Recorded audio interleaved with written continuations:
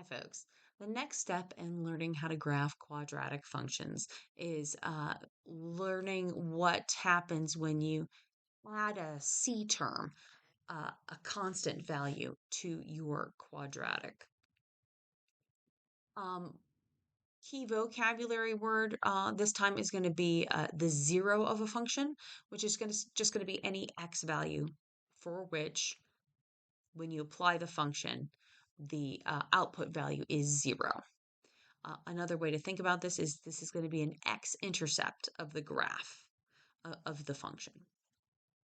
So let's just do a basic example here where we've got our original function f of x, and our modified function, our transformed function, is just going to take that original function and subtract 2 from it. So I've got the original function graphed in red here, and now I'm subtracting 2 from each of my output values. So instead of 4, I have 2. Instead of having 1, I have -1. Instead of 0, I have -2. I'm continuing the pattern along here. And so what you can see, hopefully fairly quickly, is that if I take the vertex and move it down 2 points, I subtract 2 from it. And I move over here and I take this value and I subtract 2 from it. And carrying along here, this point here gets moved down 2. This point here gets moved down 2. And so you end up with a parabola that opens upward, just like before. It has the same axis of symmetry as before, but the vertex has moved. The vertex is 2 y values lower than it was before. And so our summary of this transformation is really just that we have a vertical shift down 2 units. So let's look at another example. What happens if we combine what we learned last class about these vertical stretches and shrinks with these shifts that we're learning about now? Uh, as always, I can choose whatever x values I want here, but I don't have any reason to think that that the vertex isn't going to be at x equals 0 as it's been for all of our examples so far. So I'm just going to center my numbers around 0 and just test these x values here.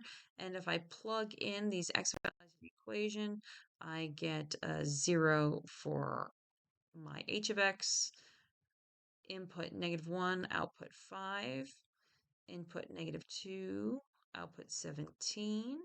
And the parabola is symmetric, so I get the same values for positive values of x.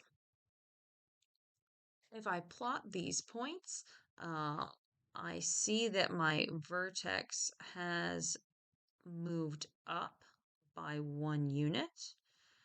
And I do have a stretched parabola this time. So my parabola seems to be skinnier because of that a term that was multiplying the x squared term of the polynomial, that 4. So that 4 is causing a vertical stretch by a factor of 4. And then after applying that vertical stretch, we also have a vertical shift up 1 because of that +1. But our parabolas both open upwards. They have the same axis of symmetry. We've just moved the vertex because of that shift, and we have stretched the graph. Let's look at another example. This time our base function, our f function, has a multiplication factor, a coefficient in front of the x squared term, and it has a c value, a constant being added to it. And that's our base function. And then we will take that complicated base function and we will apply a transformation to it. So let's focus on the base function first. If I input the number 0, I get an output of 2. If I input a negative 2, and I did choose multiples of 2 here for my x values so that when I multiply by 0.5 or negative 0.5, I don't get a crazy decimal or fraction. When I input negative 2 or 2, I get an output value of 0. And if I input a negative 4 squared is 16. Times a negative half is negative 8, but then add 2 is negative 6 and negative 6. If I plot these points on the graph, I have a vertex up here at 0, 2. I have x-intercepts here at negative 2, 0, and positive 2, 0. And then I have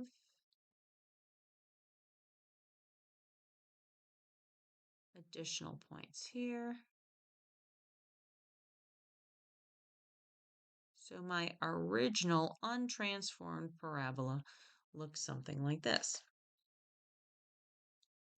Now, if I think about that original function and I move it down 7, I have a transformation, shift downward 7.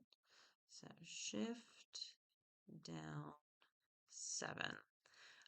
This means I'm going to take the output values that I had for my blue function and just subtract 7 to get my new red function. So negative 6 minus 7 is negative 13, negative 7, negative 5, negative 7, negative 13. So I will end up with a vertex that is here at negative 5. I'll have additional data points there and minus 7. 8, 7. And I will have a parabola that opens downward, but it's the same width as the original function. Please notice the red parabola will appear to be narrower than the blue parabola, not because it actually is narrower, but just because you see less of it. Because the red parabola has been shifted downwards, you don't see as much of the parabola, and therefore it appears to be not as wide. It is actually the same width as the blue parabola, it's just been shifted downwards. Lastly, we've been asked to write an equation that represents g in terms of x. Represents g in terms of x. Instead of f of x. If you notice up here, our original function had g of x equals f of x minus 7. Well, if I look, f of x I can write as this expression. So I'm going to keep the g of x and the minus 7, but I'm going to replace the f of x with what I've boxed in blue up above, 0.5x squared plus 2. This has not been simplified, so let's kind of combine whatever like terms we can, and we end up with negative 0.5x squared minus 5. And that is the kind of final equation to represent g in terms of x. Lastly, let's look at some real-world examples. This function, f of t equals 16t squared, represents the distance in feet. A dropped object falls in t seconds. The function g of t equals s naught represents the initial height in feet of the object. Find and interpret h of t equals negative f of t plus g of t. Okay, there are a lot of letters here, but I can use the same strategy that I just used above, where I had that complicated function notation written down, and I just replaced it with what I was told in the problem that that function equaled. So I'm going to do the same thing here. H of t equals negative f of t. Well, f of t is 16t squared, so I'm going to write the negative, and then I'm going to write the f of t here, just substituted in 16t squared. Then I need to give my g of t portion of the function, which is represented by s naught. So I'm going to write in s naught here. And I have found the function that expresses h of t. Now I haven't interpreted it yet, but I have found it. Let's interpret it now. So, what does h of t mean? What's the meaning of it?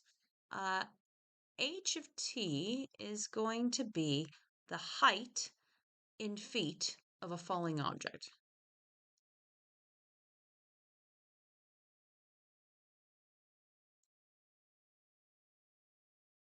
And of course, we have to kind of explain what the t is as part of this as well. The height of a falling object t seconds after it's been dropped.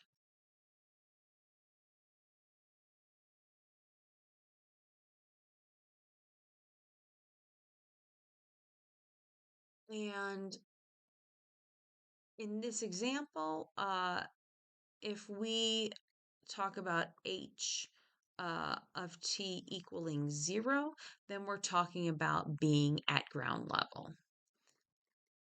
Means ground level.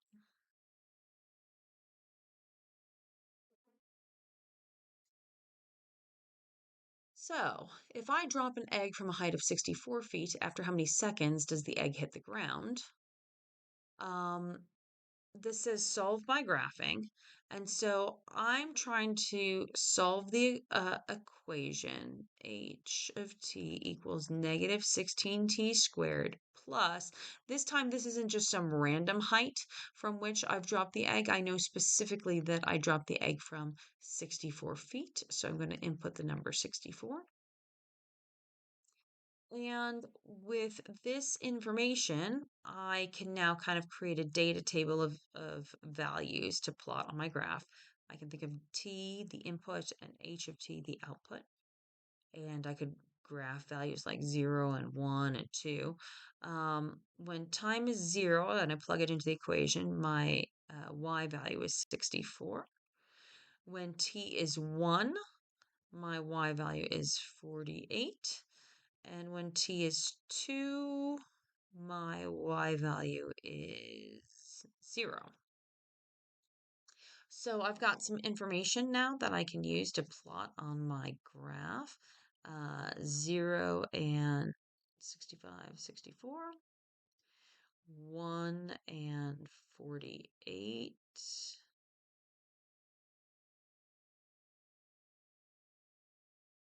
And then 2 and 0. So I kind of have a half of a parabola here. Although realistically, um, in this real world problem, it doesn't make sense to have negative values of time. You can't go backwards in time. And it doesn't make sense to have negative values of x.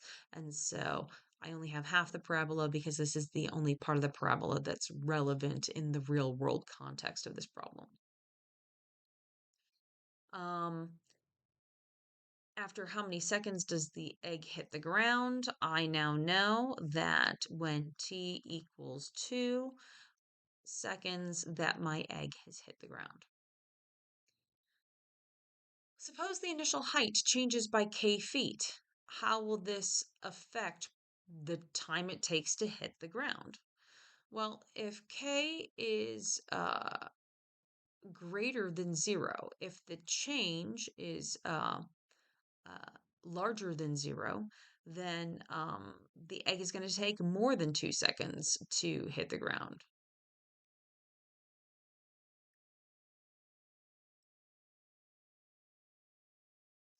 And on the other hand, if that change is less than zero, if it's a negative change, if the egg being is actually dropped closer to the ground than 64 feet, then the egg will take less than 2 seconds to hit the ground. And so, based off of the context of the problem, we can see that making changes to the height at which from which the egg was dropped impacts the time it takes for the egg to hit the ground. I hope this helped.